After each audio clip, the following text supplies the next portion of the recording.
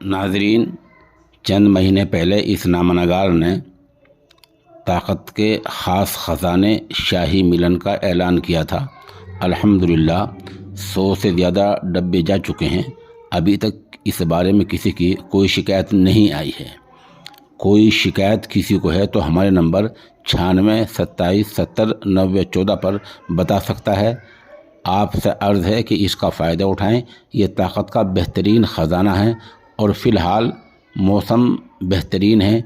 मौसम आपके हाथ से निकला जा रहा है। अस्सलामु अलैकुम सामीन, 6 रजबुल मुरज्जब और 18 जनवरी है। ख़बर का उन्वान है पाकिस्तान और ईरान ने एक दूसरे पर हमला किया है और फ़िलहाल एक दूसरे के दरमियान गहरी खलीज और बड़ा फासला पैदा होता जा रहा है।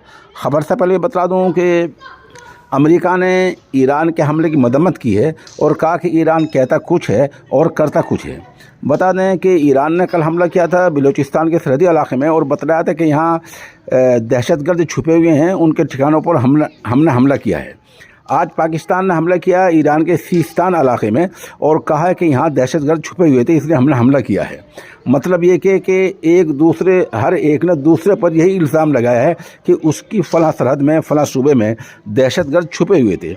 अब एक दूसरे पर इल्ज़ाम लगाएंगे, दहशतगर्दों की तफसीर बयान करेंगे, उनकी डिटेल पेश करेंगे, उनके ठिकाने पेश करेंगे और पूरी दुनिया को एक तरफ पाकिस्तान बताएगा, एक तरफ ईरान बताएगा कि पाकिस्तान में इतने दहशतगर्द छुपे हुए हैं, फिर पाकिस्तान बताएगा कि ईरान में इतने दहशतगर्द छुपे हुए हैं।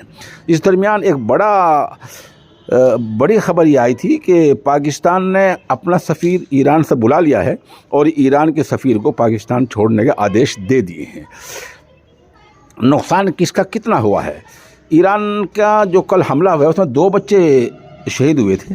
अलबत्ता पाकिस्तान ने जो हमला किया उसमें कहा गया दहशतगर्द मारे गए हैं, लेकिन नुकसान कितना हुआ इसकी तफसीलात अभी तक मुस्तनद ज़राए से नहीं आई है। बहरहाल फ़िलहाल तो इतना ही है कि ईरान और पाकिस्तान के दरमियान गहरी खलीज पैदा होती जा रही है।